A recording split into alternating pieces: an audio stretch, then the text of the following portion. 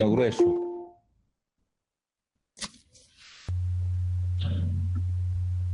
El tema que hoy vamos a hablar, quería preguntar si se ve mi pantalla. Sí, doctor, se ve la pantalla. Perfecto. Si hay algún problemita, quisiera que por favor me avisen porque a veces hay problemas, ¿no? Con el aspecto del internet y todo. Bien.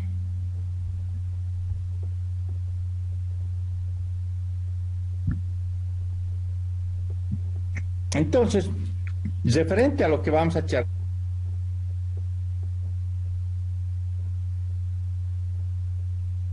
terminal del tubo digestivo, que inicia en la válvula ileocecal y termina a nivel de lo que es el ano. Y tenemos referente a lo que es la anatomía que, bueno, ustedes conocen, pues es un repaso. Tenemos a nivel de lo que es el colon, el intestino grueso, ¿no? Inicia donde termina el ilion terminal y empieza acá, y el colon prácticamente es un marco colónico hasta terminar en lo que es el ano, es de la parte anatómica. De esta distancia entre 1.5 metros normalmente, pero vemos que hay patologías que hacen que sea mucho más largo este tamaño y de igual manera el diámetro, ¿no? El diámetro que se ve en algunos casos es máximo hasta los 6.5 centímetros de diámetro, que sería a nivel del ciego, ¿no? Es la parte del ciego, tenemos, y lo que es el recto, aquí la ampolla rectal, ¿no ves? La parte más alta. De igual manera hay cintillas longitudinales musculares y los apéndices epiploicos mentales que van a ir a conformar esa parte. Entonces quiero hablar referente a esta porción distal del intestino, ¿no ve? Es importante esta parte, es la que tenemos, la parte distal del intestino, como intestino grueso, es importante pero prescindible. ¿Por qué? Porque hay patologías en las cuales podemos retirar prácticamente hasta todo el colon, ¿no ve? Y el paciente sigue viviendo con algún problema, alteración en su aspecto alimenticio, pero podemos prescindir prácticamente. Inicia en la válvula ileocecal, hay una válvula del ciego acá, del ilio terminal, ileocecal, válvula de Bowen, y termina en la unión del sigmoides con el recto. Y está dividido esto a nivel de lo que es el colon, dígase el lado derecho y el lado izquierdo. Y la longitud, como les decía, es 1.5 prácticamente metros, 1,5 metros, ¿no ve? Y el diámetro a nivel del ciego normalmente oscila a nivel de 6 centímetros, ¿no ve? Y a nivel del recto, en este sentido, es 2.5. O sea, esos son los diámetros más, pero la parte más amplia es a nivel del ciego que se tiene. Dentro de la embriología vemos que el intestino grueso va haciendo va rotando. Durante el desarrollo el colon gira en sentido opuesto a las manecillas del reloj. El reloj va en este sentido, ¿no ven? En ese sentido, pero en este otro el colon va bajando, ¿no? Contrario a las manecillas del reloj, y aquí se tiene la arteria mesentérica superior. En ese sentido es lo que va rotando. El ciego se desplaza desde el cuadrante superior izquierdo, va a llegar hasta el cuadrante inferior derecho. Entonces, esta rotación es lo que hace normalmente, embriológicamente, el intestino grueso, el colon. Puede existir algún tipo de anomalías en la funcionalidad, ¿no? Puede ser que este ciego que esté muy grande, amplio, puede predisponer a algún tipo de vólvulos. Esta rotación incompleta que no haya rotado bien, puede ser que el ciego podamos encontrarlo en la parte del cuadrante superior izquierdo, en otros lugares, y darnos algún tipo de problemas, ¿no? El hecho de que el ciego se encuentre a nivel del cuadrante superior derecho, los problemas son más difíciles para llegar al diagnóstico, porque vemos que las patologías colónicas es la inicial acá, en ese sentido, por la distancia. Y aquí tenemos un aspecto esquemático de la parte histológica de la pared del intestino grueso. En ese sentido, lo que quería mostrarles con esta diapositiva es ver prácticamente la parte muscular, donde en la parte muscular tenemos las fibras longitudinales que vamos viendo, y en la parte muscular también igual las fibras circulares. Y en medio de estas fibras tenemos aquí un plexo, ¿no ve? Un plexo mientérico, o sea, entre los músculos mientérico de Auerbach, que vamos a hablarlo posteriormente referente a algún tipo de patología. Y posteriormente, por debajo de esto, antes de llegar a la cosa, dice plexo submucoso de Meissner, ¿no? Estos dos plexos son los que son alterados o dañados por alguna patología, generalmente en la enfermedad de Chagas, que lo vamos a hablar posteriormente cuando estemos hablando del dolicomegacolon. Dentro de esta configuración interna del colon tenemos desde la parte externa la parte de la túnica serosa, la parte muscular que hemos visto, la parte longitudinal y circular, la celulosa y la parte de la mucosa con la parte glandular que se tiene en la parte interna del intestino. Esta capa muscular longitudinal contiene tenias. Estas tenias, ¿no ven? Las tenias que vamos viendo. A la unión del sigmoides y del recto, estas se unen prácticamente, existe una coalescencia y van a proporcionar una sola capa muscular longitudinal completa para el recto. Aquí ya no hay las tenias, ¿no? Esa es la parte de la configuración que se tiene. Y el estado contráctil de las tenias determina las configuraciones saculares. Estamos viendo acá estas configuraciones, estas partes que van a ir contrayéndose, son saculaciones prácticamente que van a formar las ausas, ¿no? Que van a hacer que van a envolver parcialmente el colon. En todito vamos viendo, pero en algunas patologías vemos esto como estuviera liso, prácticamente como un borde en tiralínea, sin tener estas configuraciones saculares. Eso es lo que condiciona algunos problemas, ¿no ve? Estas ausas, esto es lo que estamos viendo, condicionan y facilitan la mezcla de los líquidos y los sólidos. Aquí se van mezclando, ¿no ve? Y también se tienen apéndices pipelosos. Todo va mezclándose aquí el contenido, por eso tiene este tipo de configuración el intestino grueso. Viendo al inicio tenemos el ciego, y en ese ciego hemos visto que tenemos el ilion terminal, el ilion que va a pegarse aquí a esta parte, y tenemos el apéndice secal, que está llegando a el apéndice secal con su irrigación, y aquí tenemos el ciego. Muchas veces este apéndice tiene diferentes porciones, como estamos viendo en algunas partes, y a veces se colocan por detrás del ciego, ¿no? Entonces es un retrosecal, que es una porción en la cual vemos. Y este ilion terminal, el ilion va a pegarse al ciego a través de una válvula, ¿no? Aquí está una válvula, es la válvula de Bowen que va a salir acá al ciego y se va a formar, aquí va a ser prácticamente una cloaca. Cloaca es donde hay un receptáculo donde se va a fermentar prácticamente el contenido. Aquí va a llegar un contenido líquido y aquí se va a producir un tipo de ruidos que nosotros conocemos con borborismos que va presentando el paciente, ¿no? Entonces ese ciego tiene una porción que es intraperitoneal, porque vemos que esa parte está localizado en la fosa ilíaca derecha y tiene 6 centímetros más o menos de longitud y de ancho. Es una cámara, ¿no ve? En la cual está, y la válvula iliocecal es la que va a desembocar acá directamente a través de esa válvula, ¿no? Se tiene un esfínter, y ese esfínter tiene 2 válvulas. Una válvula dice que es la parte superior, que es casi horizontal. Como estamos viendo acá, va a llegar casi horizontal. Y tiene una vertical inferior prácticamente, iliocecal, retraída casi vertical. Entonces, hay 2 lugares para que no se desencadene rápidamente, caiga todo el contenido líquido del intestino delgado, tiene esos 2 tipos de válvulas, ¿no? Y eso, ¿para qué sirven estas válvulas? Para cuando hacemos algún procedimiento, como ser el colon por enema, el enema varitado, colocamos a través de una cánula por el ano, el vario, pintamos todo el colon y llega acá. Y de aquí no retorne al hilo. Pero en algunas personas sí se logra ver el intestino delgado. Entonces decimos válvula iliocecal incompetente. No es patológico, pero sí hace que regrese el contenido. Es como cuando nosotros tenemos un regurgitamiento del estómago hacia la boca, ¿me entiendes? Tenemos un reflujo gastroesofágico, está refluyendo. Cuando algunos pacientes tienen bilis en el estómago, está refluyendo la bilis en vez de que vaya adelante hacia el estómago, un reflujo duodeno gástrico. Y en este caso a veces podemos tener porque existe esta alteración, ¿no ve? Y otro esfínter se tiene a nivel del colon, a nivel del ciego al colon, dice esfínter secocolónico. ¿Para qué? Para que comprima toda esta zona. Aquí esta zona llega prácticamente líquido, los residuos del hilo anterior. Vean ustedes, en ese sentido tenemos una parte de un esfínter horizontal prácticamente y una vertical que está comprimiendo a nivel del hilo terminal para donde se va a vaciar al ciego. Y aquí tenemos la parte del apéndice secal que está teniendo de igual manera. Aquí están los esfínteres en esta otra diapositiva y vamos viendo cómo se coloca. El ciego está aislado entre 2 esfínteres, como decía, un esfínter acá y otro esfínter acá. Es una cámara de fermentación del intestino caudal. Acá se va a fermentar, o sea, va a producirse aquí una fermentación. El diámetro interno de esto normalmente es 6, depende, y en algunos casos puede llegar hasta 9 centímetros. Es el más amplio. Por eso puede, digamos, torcerse, porque se puede girar y condicionar volvulus de ciego, que es una patología que se presenta.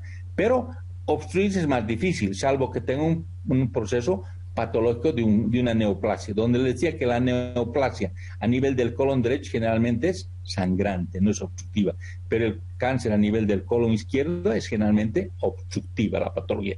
Y es en ese sentido que esta parte del colon del ciego es el más amplio por su diámetro. El ciego está completamente envuelto, todo está envuelto por peritoneo libre, por lo tanto tiene cierto grado de movilidad y hace posible el desarrollo del vólvulo cecal. Por su gran diámetro, los procesos patológicos raras veces producen obstrucción, o sea, no se va a obstruir, raras veces va a tener ese tipo de obstrucciones en ese sentido. Tenemos apéndices que van a ir en el ciego y hay las diferentes posiciones del apéndice. El más frecuente es el que se presenta acá, por aquí, en la parte retrocecal. Y la técnica para sacar este apéndice es la técnica retrógrada, ¿no? La apendicectomía es la apendicectomía retrógrada. Ese apéndice cecal tiene una configuración, ¿no ve? En la cual se tiene igualmente las capas, ¿no? La mucosa, submucosa, la muscular y la serosa. Hay bastantes formaciones linfoides y este es llegado por una arteria ileocólica, ¿no? La arteria apendicular, que es la que vamos a... Este apéndice se proyecta a la superficie inferior de la porción medial del ciego, generalmente en la parte medial, puede ir en diferentes posiciones. La longitud y el trayecto depende, es bien variable. Se puede encontrar apéndices muy pequeños o apéndices largos. Y hay algunos apéndices que pueden llegar, digamos, a la parte inferior, ¿no ve? O algunos apéndices pueden ser inclusive en otras, en retrocecal yendo directamente hacia el hígado inclusive. O totalmente retroperitoneal. Por eso cuando operamos un apéndice, a veces una caja de Pandora. Fácilmente podemos retirar un apéndice, como ser muy difícil la apendicectomía. En ese sentido, por decirles, cuando se hace una apendicectomía, se tienen las técnicas que nos han enseñado, la técnica típica, la técnica atípica, ¿no? La típica es cuando se hace primeramente la ligadura del mesoapéndice, con la sección del mesoapéndice. Una vez que esté ya suelto el apéndice, se hace una jareta cerebromuscular, después de la jareta cerebromuscular se hace la forcipresión y la ligadura de la base apendicular.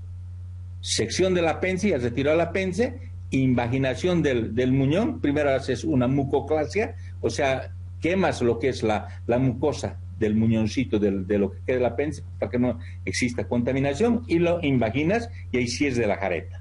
Y puede ser una mesoplastía. Esa es la técnica típica. Y la técnica atípica es simplemente la ligadura escalonada de ese meso, porque a veces el apéndice es muy largo, no sabes cómo se... Entonces ese meso vamos a ir retirando poco a poco, pedazo por pedazo, no vamos a ir en uno solo. Esa es la técnica atípica, ¿no ve? En la cual hacemos sección escalonada del mesoapéndice. La técnica retrógrada, primero seccionaremos, haremos un orificio y haremos la coprostasia y sección del apéndice. Una vez que has retirado el apéndice, se hace la jareta cerebromuscular y se invagina el muñón. Una vez que ya está terminada la parte séptica, entonces empieza a retirar el apéndice hasta llegar a la punta del apéndice, que probablemente esté la más dañada. Y eso es lo que hacemos normalmente con el apéndice. Entonces, la parte del ciego nos conlleva ese tipo de alteración. Después continuamos con el colon ascendente, el colon que va a subir hacia arriba, ¿no? Entonces, este es desde el ciego hasta la flexura cólica derecha. Aquí hay prácticamente hacia la parte derecha, ¿no ve? Unido por ligamento hepatocólico. Entonces aquí está el hígado y está pegado, hay un ligamento.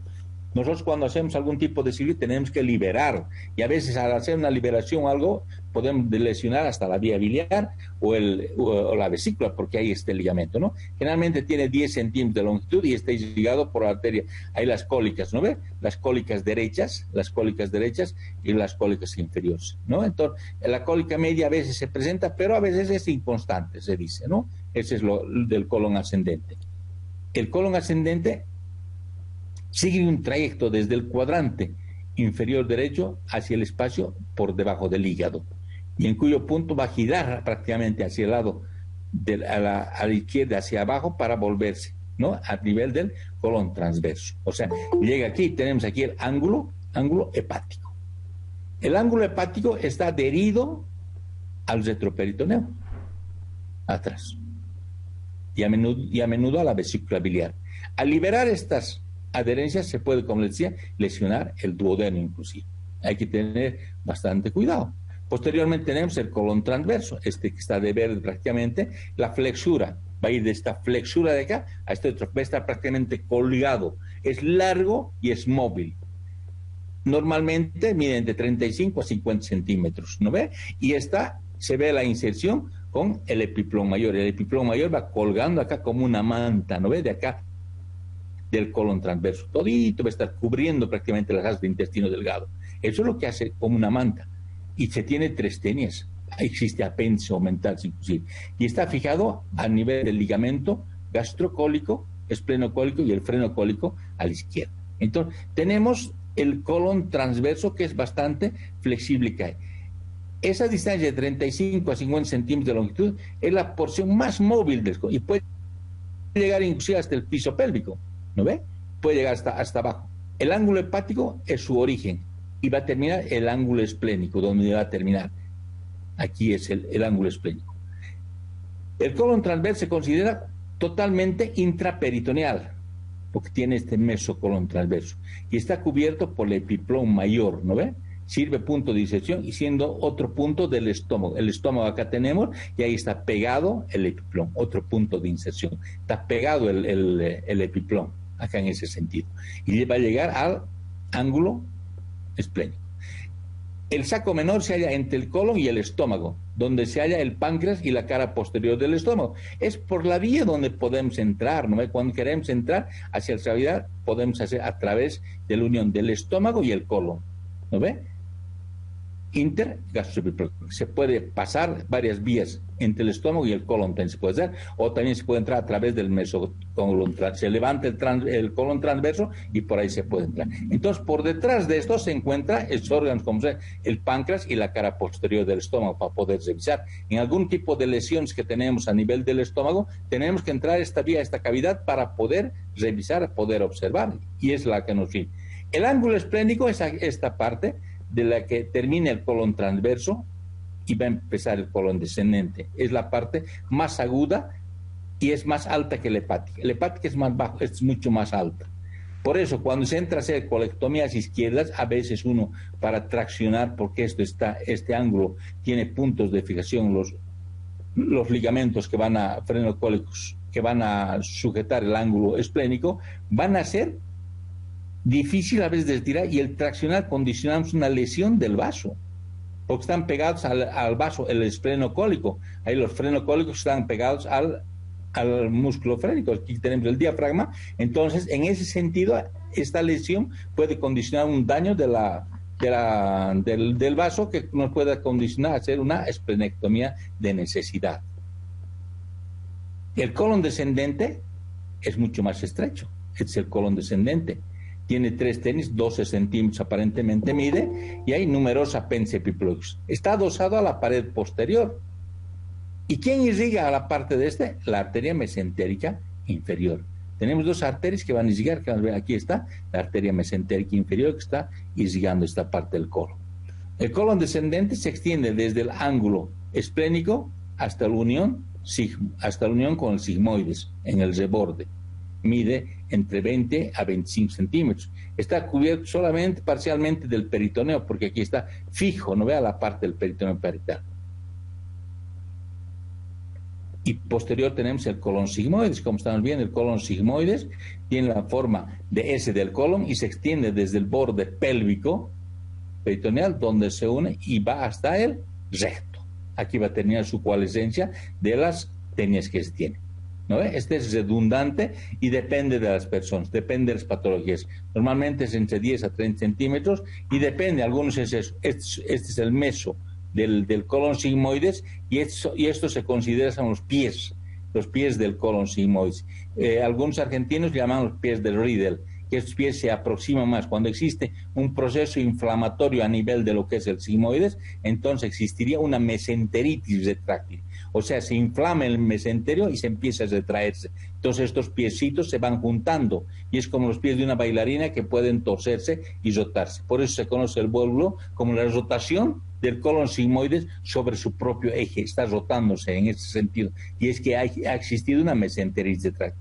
Y un tratamiento en algunos pacientes ancianos que no podamos realizar una resección, algo por ahí, hacemos una operación, ampliamos estos piecitos, entonces hacemos el corte en este sentido y suturamos en este. Es como si hacer una piloroplastia tipo Heine Mikulicz. El corte se hace en sentido vertical y la sutura se hace en sentido horizontal para que se amplíen los pies del Riedel y para que pueda tener un mayor espacio y no pueda volvularse, no pueda torcerse. Porque hay muchos casos en los cuales se entra a operar y bueno, por muchas situaciones no hacemos más nada, sino tratamos de hacer una pexia, ¿no? Una fijación, ya sea de este sigmoides o fijar a la pared, hacer puntos y hacer, digamos, también una plastía a nivel de lo que es el meso del sigmoides. Posteriormente tenemos la unión recto-sigmoidea, ya en la cual no tiene apéndice epiploico, la superficie totalmente lisa.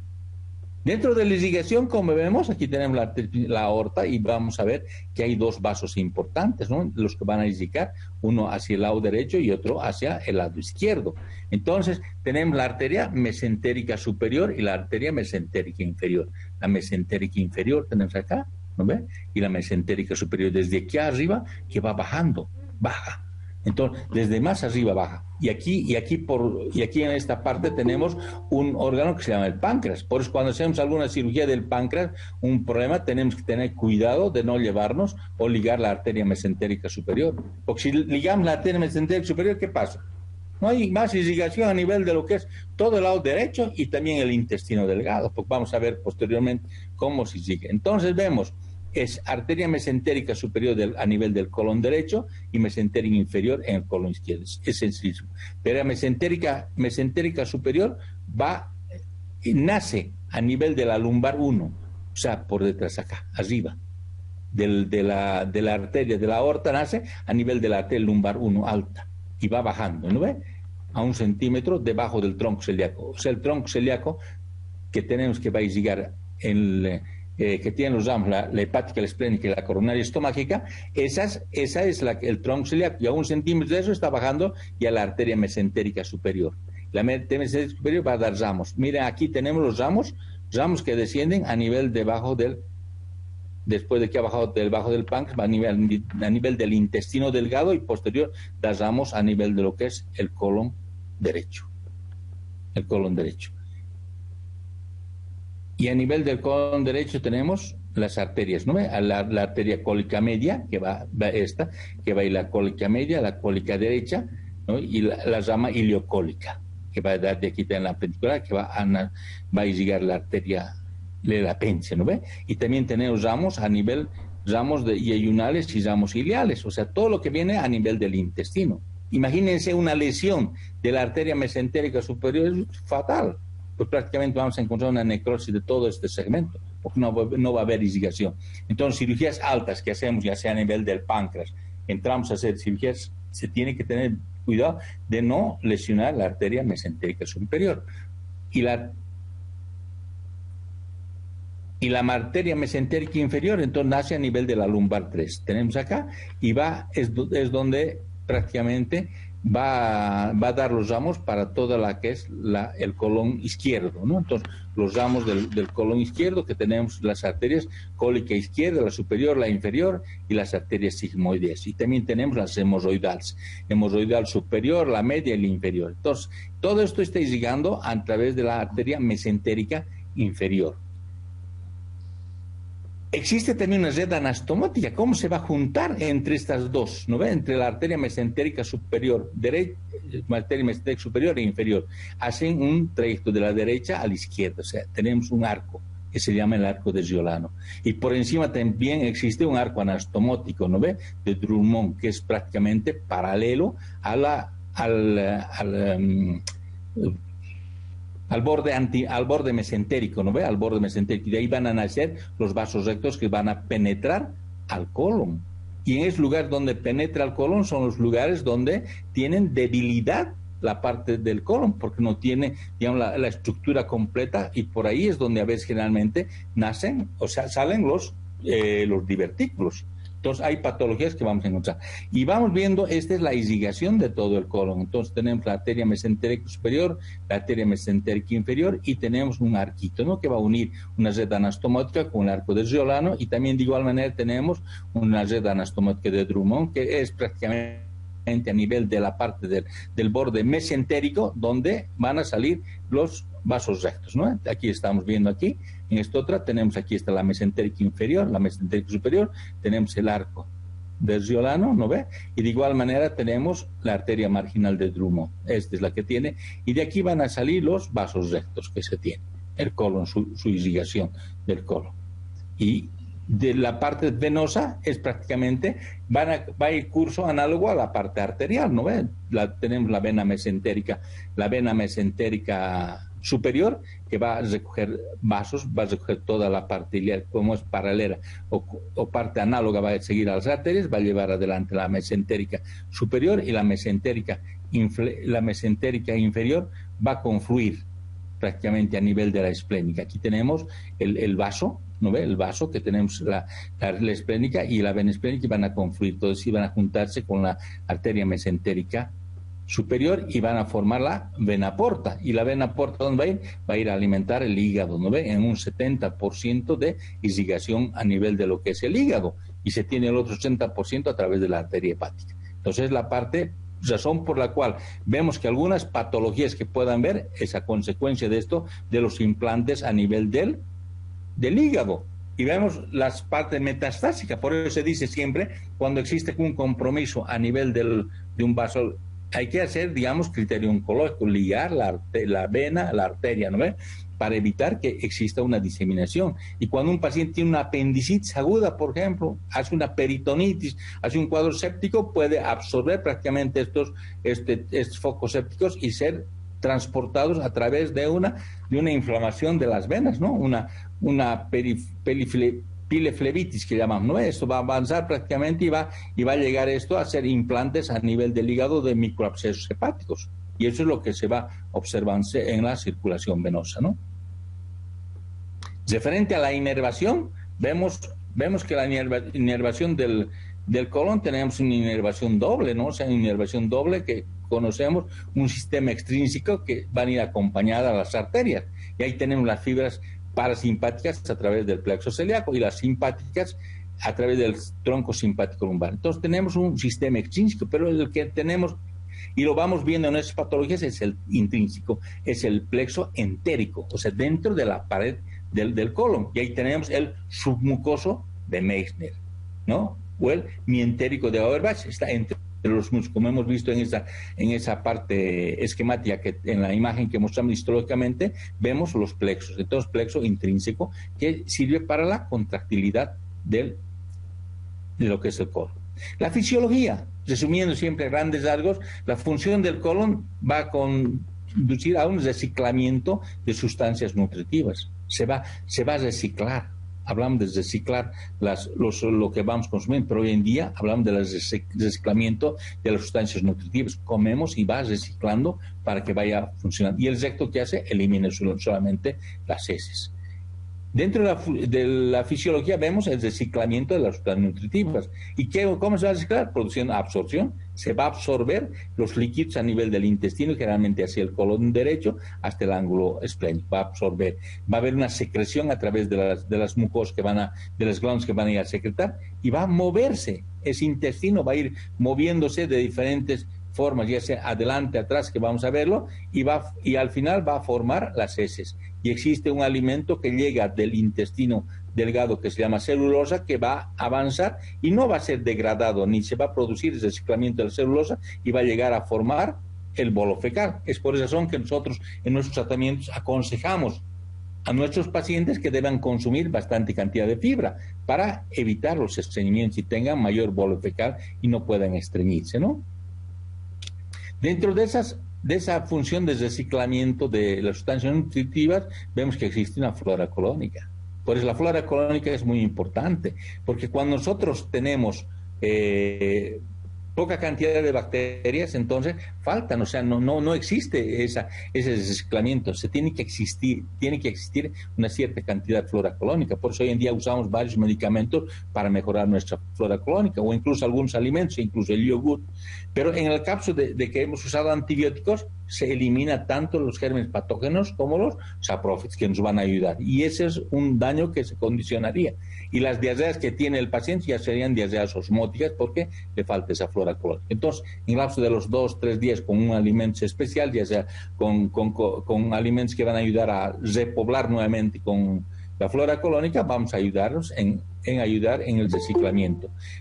De igual manera existe una fermentación, se va a ir fermentando a nivel de lo que es estas bacterias van a fermentarse y van a producir.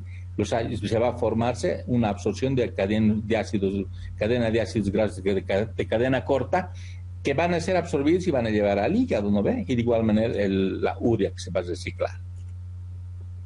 Todo ese aspecto de reciclamiento depende de una actividad motora, una actividad metabólica, la motilidad de ese intestino, cómo se va a mover, cómo va a secretar. Entonces, tiene que existir algún tipo de movimiento, algún tipo de motilidad a nivel de ese intestino, y esa motilidad es la que va a conllevar. Y recién que va a ir a deshidratar en la parte del colon y se va a producir la defecación en la parte final. ¿Cómo se mueve? En esta diapositiva vemos cómo, digamos, hay que ver la motilidad de ese intestino en la pared visceral, cómo se vamos observando. Aquí existían contracciones a nivel del colon y estas contracciones vayan moviendo el contenido fecal dentro de esta víscera. Aquí llega prácticamente el contenido líquido a nivel del ciego y aquí se produce la fermentación y posteriormente a través de estos movimientos va eliminándose, va subiendo, va avanzando, ¿no? Va avanzando, son movimientos propulsivos que se van a poder ver. Si ha hecho unas mediciones a nivel de lo que es las presiones, aquí se ve que hay una gran presión, aquí hay poca presión, va avanzando, aquí está avanzando el contenido alimenticio en sentido bueno, pero hay otros que van a ir en sentido contrario, va a ir contra el tránsito. Entonces, va y viene. Es por eso que normalmente cuando se alimenta el alimento dice que llegaría a la parte del ciego entre 3 a 5 horas. Pero a veces comemos algo que nos hace daño y en el lapso de 15, 20 minutos ya está en el baño. Esas son las diarreas, ¿no? O sea, se acelera prácticamente este tránsito intestinal, pero normalmente en lo que va, y se han hecho mediciones, que tardaría esto en llegar el alimento hacia el ciego entre 3 hasta 5 horas, dependiente de los pacientes. Esta actividad motor del colon, se han hecho estudios manométricos radiológicos, han puesto de manifestaciones que existen contracciones, ¿no ve? De propulsión que van a avanzar y de retropulsión, o sea, dos tipos que van a ir avanzando y retrocediendo. Existe la propulsión retrógrada en vez de ir adelante. Son contracciones que se originan en el colon transverso y van hacia el ciego. Regresa el alimento al ciego, regresa, en ese transcurso regresa, ya forma aquí están secretando las glándulas gran cantidad de líquido y van a llevar nuevamente, otra vez vuelta va. Y nosotros, ¿cómo sentimos en la clínica? Vamos viendo que existe un movimiento, decimos, está habiendo una revolución en nuestro intestino y hay una gran cantidad de movimientos, ya sea propulsivos o retropulsivos, y la diarrea nos condiciona una aceleración del tránsito intestinal.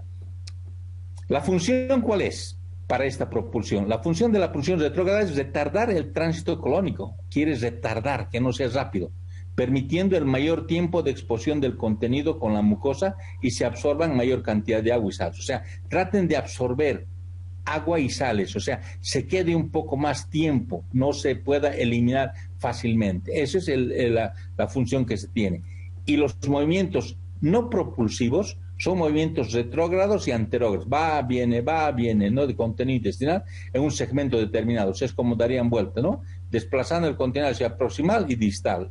Sí, y hay circunferenciales, ¿no? Se llega a cerrar el lumen, no avanza, van teniendo. Y la función es esa, ¿no? De que logran absorberse. Y ahí, una vez que se ha formado, va a haber movimientos de masa, donde va a avanzar prácticamente, ¿no? Corresponde a movimientos de gran volumen del contenido intestinal a través de segmentos largos del colon. Esto permite el transporte a distancia de grandes y con rapidez de grandes cantidades de alimento a través del colon. Entonces son movimientos de masa que van a avanzar. Esos movimientos van a llevar todo el alimento. Dentro de todo esto que hemos hecho un resumen de la parte anatómica, de la parte fisiológica, que es prácticamente un recuerdo de los conocimientos, vemos un aspecto de quirúrgico, porque esto se opera este intestino, pero para operar este intestino se tiene que tener algunas condiciones y consideraciones. Es una alta dificultad operatoria. ¿Pero por qué? Vemos otros que tienen bastante dificultad. Este es ¿por qué? Porque es un órgano altamente séptico, es muy séptico, tiene contenido fecal en su interior y sabemos que 1 gramo de materia fecal es 10 a la potencia 13. Algunos libros dicen 10 a la potencia 15 de bacterias, o sea, dense cuenta la cantidad. Por eso se considera como un órgano altamente séptico. Y este órgano altamente séptico puede condicionar una infección abdominal. Si, digamos, no tenemos cuidado y existe una contaminación fecal, vamos a tener una infección intestinal. Si al hacer algún tipo de suturas, anastomosis o lo que sea, condicionamos una contaminación, puede haber, en lo que se refiere, un hilo paralítico, puede haber destrucción de las suturas, puede haber perforación de la misma, puede haber abscesos, fístulas, puede haber peritonitis, puede haber sepsis, que nos va a condicionar una mayor morbimortalidad en los casos. Por esa razón es una alta dificultad operatoria. En ese sentido, a través de esto se han visto el uso de antibióticos y tratar de evitar una contaminación de la cavidad abdominal. Es muy importante dentro de los aspectos. Los cuadros severos de abdomen agudo son generalmente de compromisos colónicos. Ese es el problema. La cirugía colónica de urgencia, generalmente, ¿qué hacemos? Exteriorizar, hacer colostomías, ir directamente, hacer un tratamiento del cuadro que está yendo hacia el problema de la urgencia. Simplemente no hacemos anastomosis o hacer cirugías descompresivas, algo que pueda ser rápidamente solucionable. Pero si hacemos resecciones, anastomosis que puedan aumentar la morbimortalidad, en ese sentido es lo que tenemos que analizar y ver.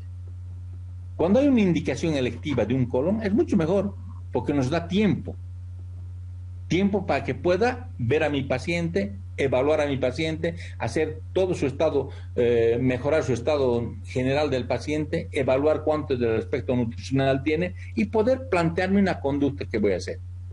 Y en ese sentido, antes de operar, haré mi preparación del colon, porque ese intestino grueso tiene en su interior materia fecal. Entonces me da tiempo a que yo pueda preparar ese colon.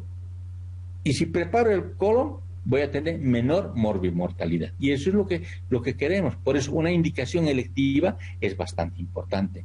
Por eso cuando un paciente llega al hospital con una obstrucción intestinal baja por un bulbo sigmoide, ¿qué hacemos? Una descompresión endoscópica. Le colocamos un recto sigmoidoscopio, descomprimimos, solucionamos el problema obstructivo y hacemos enemas evacuantes, liberamos. El paciente está bien.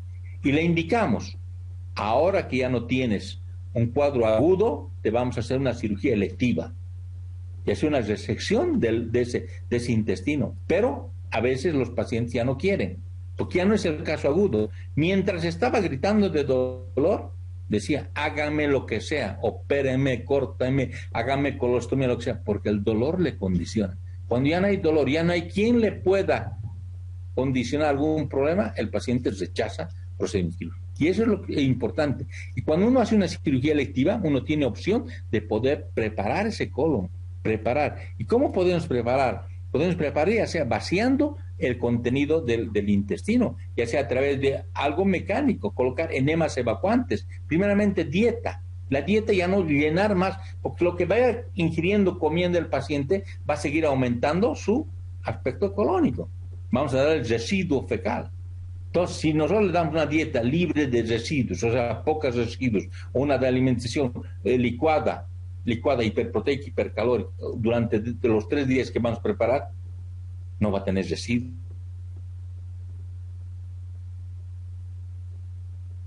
Enemas evacuantes, enemas de limpieza, por eso pongo un tratamiento mecánico. Y también debo disminuir la cantidad de bacterias. No liberaré todo porque es casi imposible, pero disminuiré. Y para eso usaré, digamos, algunos medicamentos que nos han sido necesarios.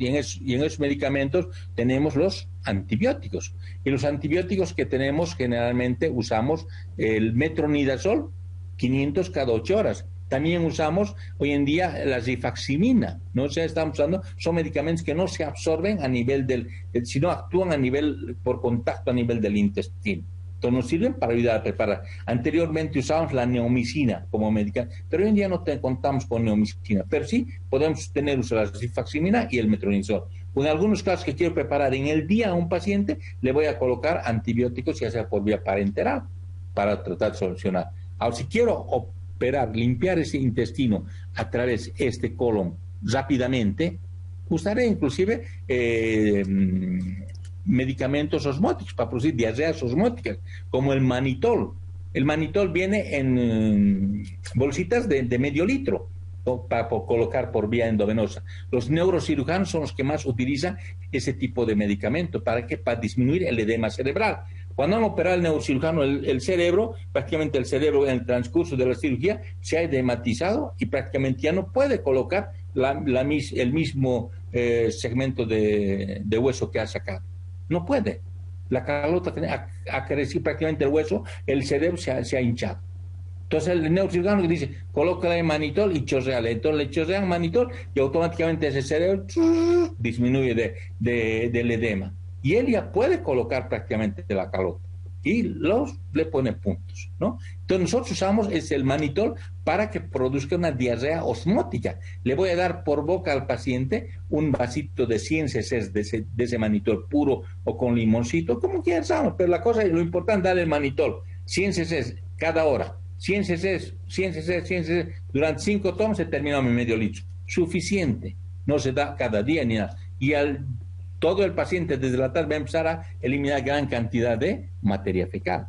Y si es un paciente anciano, vamos a condicionarle un desequilibrio hidroelectrolítico que pueda hacerle algún tipo de alteración. Entonces haré una reposición de líquidos y electrolitos. Entonces me da esa cirugía electiva preparar a mi paciente para poder operar, ¿no ve? Entonces también tenemos, digamos, algún tipo de estudios del intestino grueso que podamos hacer. ¿Qué estudios podemos hacer en ese sentido? Los estudios que normalmente conocemos y están a la mano son varios, como ser la ecografía. La ecografía, pero en este intestino grueso, ¿nos servirá la ecografía? No nos va a servir, porque la ecografía es por el sonido que está atravesando. Y si el sonido atraviesa y hay aire que se interpone, no se puede ver. Por eso en muchas ecografías abdominales, cuando piden una ecografía abdominal, dice páncreas no visualizado por abundante meteorismo, porque el intestino evita que pueda verse el páncreas, porque tiene aire. Entonces, todos los órganos que tienen aire no se ven con la ecografía. Se van a ver los órganos macizos, como ser el hígado, la vía biliar, se va a ver la vesícula, se va a ver en el vaso, se van a ver los riñones por detrás. Todos esos órganos se van a poder evaluar. ¿No? Una vez que se van a evaluar esos órganos, entonces se pueden evaluar también. ¿Para qué sirve la ecografía? Es para ver si no hay líquido libre en los puntos más declives, ya sea en el fondo recto vesical o fondo de saco Douglas en la mujer. Entonces podemos ver si hay líquido libre. La ecografía para algunos casos nos puede servir. O si estamos sospechando algún tipo de metástasis a nivel del hígado, buscaré por una ecografía si hay metástasis hepáticas. Buscaré una ecografía endoanal a nivel del ano. Haré una ecografía en aquel tipo de tumores que tengo, por ejemplo, un tumor del canal anal o algún tipo de patología. Le haré una ecografía a través del ano. Introduciré un ecógrafo. O sea, son transductores que se introducen y se puede hacer una ecografía y evaluar prácticamente la pared del colon y poder evaluar, ¿no? Se puede hacer la manometría con visto para medir la presión a nivel de diferentes sectores. La defecografía es un estudio que tiene que hacerse el radiólogo, hacer el efecto de la defecación y sacar prácticamente las radiografías. Ese toma para ver el piso pélvico, cómo está en nuestro paciente, cómo funciona. Hay algún tipo de patología que vamos a analizar. La paroscopía Entonces, hoy en día usamos el laparoscopio para poder ver el interior del intestino. Podemos usar el laparoscopio, o sea, insuflar el abdomen con dióxido y posteriormente se introduce el laparoscopio. Se puede ver, se hace diagnóstico y muchas veces tratamiento. Podemos hacer colectomías por laparoscopía, ya sea derecha, izquierda. Hoy en día ha avanzado la parte técnica y el uso del laparoscopio. La rectosigmoidoscopia se introduce el rectosigmoidoscopio, su nombre dice, va a entrar hasta el sigmoides únicamente, ¿no? Entonces, a través del recto va a poder observar. Generalmente este instrumento usamos cuando existe un vólvulo para llegar a la roseta de torsión, encontrar la zona del remolino y producir la descompresión endoscópica. O la colonoscopía para ver todo el colon, ¿no? El colon que vamos a poder lograr.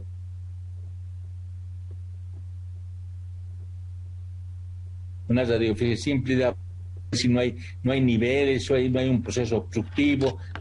Son cosas que podamos ver, una con contraste, un colon por enema, metemos a través del ano el contraste y vamos a llevar hasta la parte del ciego. No pasa por la válvula ileocecal, que es competente, entonces ahí se queda y vamos insuflando con aire y tenemos el doble contraste. Una tomografía, una resonancia, son otros medios que podamos pedir, solicitar. La rectosigmoidoscopia es un 7 que hace, ¿no? Introduce en ese sentido el rectosigmoidoscopio. Esta es una bolsita de seguridad y va comprimiendo y va insuflando y posteriormente va a introducir el rectosigmoidoscopio, va a inyectar y va a avanzar y va a ir avanzando, comprimiendo esta bolsita y va avanzando periódicamente hasta llegar a ese punto final y poder ver la zona obstructiva o algún tipo de lesión o algún tipo de tumoración que pueda tener. El laparoscopio, de igual manera, a través, están viendo para observar, puede tomar biopsia, ver qué es lo que se puede hacer para el diagnóstico, para el tratamiento por laparoscopía. Las radiografías, ya sean simples, vean aquí, está, por ejemplo, tenemos una de un nivel, también, vean, ahí está el nivel. Cuando vemos nivel es sinónimo de obstrucción y tenemos que ver aquí en la parte baja. Aquí ya no hay ningún negro. En esta radiografía vamos a ver dos colores, el negro y el blanco. El negro es aire y el blanco aquí es el líquido que está condicionado. Y aquí no vemos aire. Entonces, ¿qué decir? Es una obstrucción mecánica, porque aquí hay una obstrucción, un nivel, generalmente un nivel grande. Y aquí tenemos la imagen que nos muestra de la obstrucción, ¿me entiendes? El vólvulo del sigmoides grande. Entonces, son imágenes que podamos ver. Entonces, y así son diferentes estudios que podamos ir observando. Dentro de los traumatismos que podamos tener a nivel del colon, tenemos como una definición que cualquier injuria producida en el colon se conoce como trauma del colon.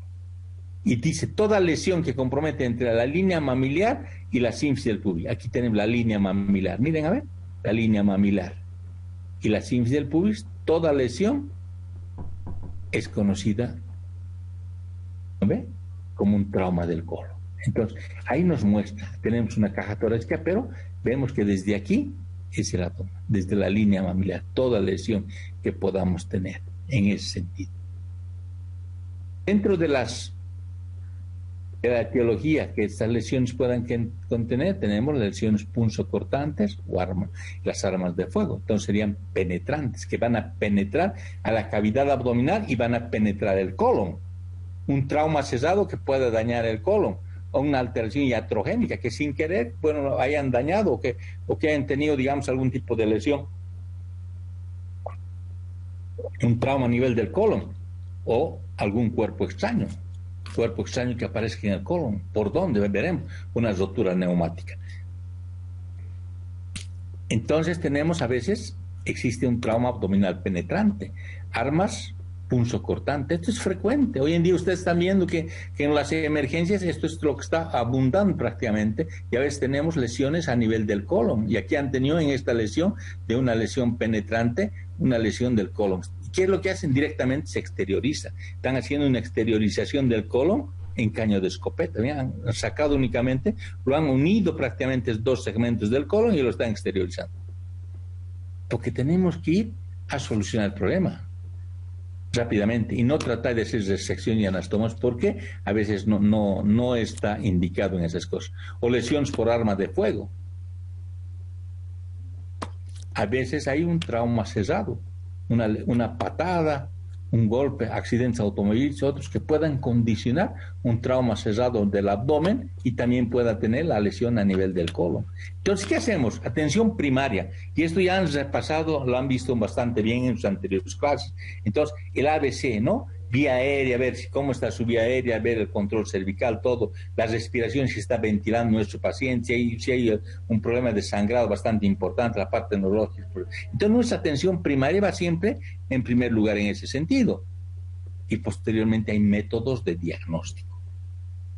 Y esos métodos de diagnóstico que tenemos, los tenemos relatados en estos. Tenemos por ejemplo, una paracentesis. Su nombre dice paracentesis, es una punción del abdomen.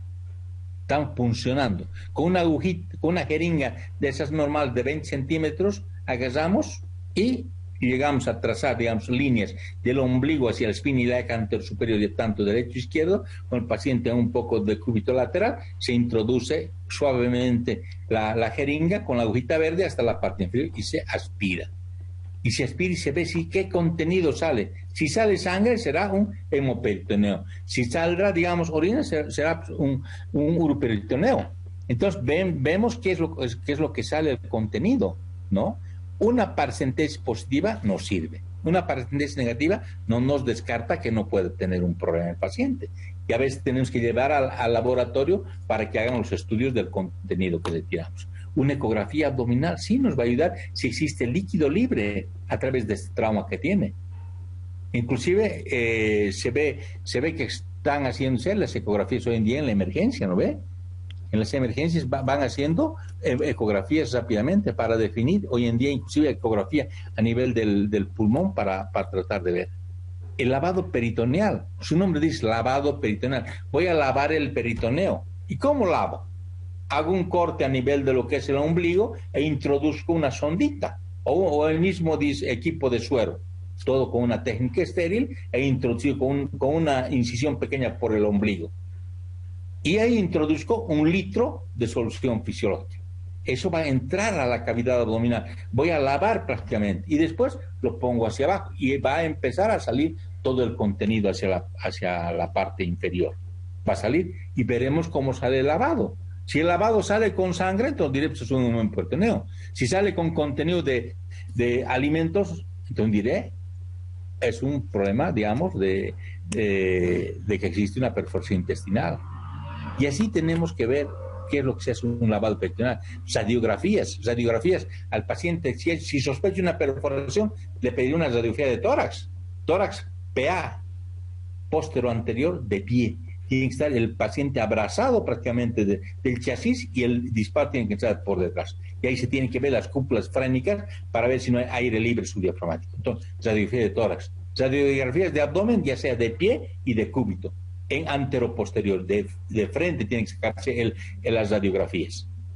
De igual manera, se puede pedir una tomografía como medio de diagnóstico o una laparoscopía para ver qué es lo que está pasando ahí dentro. En muchos casos estamos haciendo laparoscopía como diagnóstico de todos los casos. Y en algunos casos se tiene que hacer una cirugía abierta, convertirla, ¿me entiendes? Por el daño o la lesión que pueda encontrar. Entonces, existen varios métodos a nivel de lo que es el diagnóstico este. ¿Cuándo se tiene que operar inmediatamente? En aquellos pacientes que entran a la emergencia con heridas por arma de fuego. En aquellos pacientes que tienen heridas por arma punzocortante, en el cual salga bilis, orina, contenido intestinal, heces, sangre, o sea, tenga el contenido, ya sea de alguna vez, tenemos que operar. O sea, indicaciones quirúrgicas inmediatas. Yo debo operar sí o sí. Sale bilis, tengo que operar. Sale orina, sale contenido intestinal, sale sangre, sale eso. O los pacientes con heridas por arma de fuego. Pero en algunos hay dudoso, no sé qué voy a hacer. Hay un trauma cerrado de abdomen, lo observaré.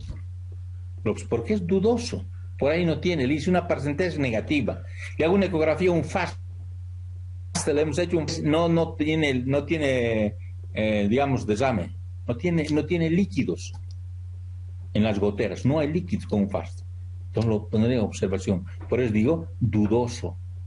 Heridas han penetrado al abdomen, pero no tienen contenido y salida.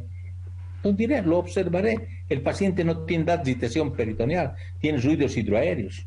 observaré.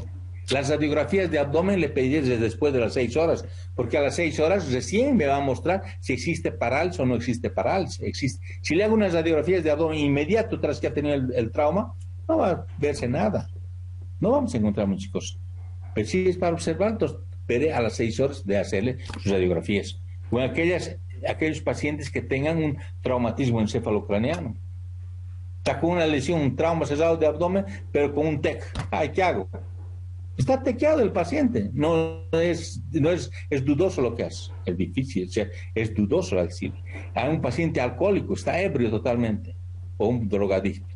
Entonces son decisiones quirúrgicas que uno tiene que tomar. Y dependiente a eso se tienen los índices de gravedad del colon, ¿me entiendes? Si la lesión no es cuando compromete solo la serosa, la lesión simple cuando compromete, digamos, la pared simplemente, ¿no? O al menos del 25%, o más del 25%, o toda la pared. Entonces, hay ya aquí lesiones que podamos ver dependiente al índice de gravedad, y ahí se condiciona un tratamiento quirúrgico que tenemos que ver y estudiar caso por caso en particular. Aquí tenemos una lesión bastante importante y lo que me condiciona es simplemente ser una colostomía. Aquí hay una resección de intestino más añadido, en la cual hay heridas por arma de fuego, se tendrá que hacer una resección y una anastomosis, dependiente. Hay unas lesiones a nivel del intestino, pero lesión del mesenterio añadidas, tenemos que cerrar el mesenterio, porque si no aquí nos va a hacer una hernia interna. O en algunos casos hay necrosis del segmento porque no hay vascularización, se ha dañado aquí los vasos rectos, se ha dañado los vasos que podían estar aquí, hay daño, entonces condiciona la zona de necrosis, entonces haremos una resección y anastomosis. En algunos casos haremos un cierre primario si el paciente es estable. Cuando no hay más de 2 órganos lesionados, haré un cierre primario. Cuando hay mínima contaminación fecal, haré un cierre primario. Cuando la cirugía está realizada entre las 4 a 6 horas, el accidente sufrió hace 4 horas, bueno, ya encontré hay menos contaminación fecal, no más de 2 órganos lesionados, paciente estable, haré una cirugía y un cierre primario. ¿No ve? No haré una resección de colon. Ese es lo que tenemos que ir pensando, viendo referente a los tratamientos. Y hay procedimientos quirúrgicos que vienen desde la sutura simple, sacar el colon hacia afuera, hacer una resección con una anastomosis, resecar el colon y anastomosar primariamente, hacer una colostomía proximal. En las siguientes clases del colon vamos a ir viendo este tipo de procedimientos quirúrgicos que quiero explicarlos. Y la colectomía total o parcial o colostomías que se tienen que realizar en nuestros pacientes. Entonces, esos son los procedimientos que podamos plantearnos. Una alternativa es que al paciente tengamos que someterlo a varias cirugías y se llama laparostomías contenidas. Esas laparostomías son varias oportunidades que tenemos que lavar y lavar. Entonces, ¿qué hacemos? A veces colocamos simplemente, ya no hacemos sutura de la pared abdominal, simplemente colocamos un plástico que nos pueda separar, ¿no ve? Y hacer el lavado a las 24, 48, otra vuelta. Entonces podemos hacer alternativas. Entonces por eso se llama laparostomías contenidas. Hay técnicas con las cuales podemos realizar.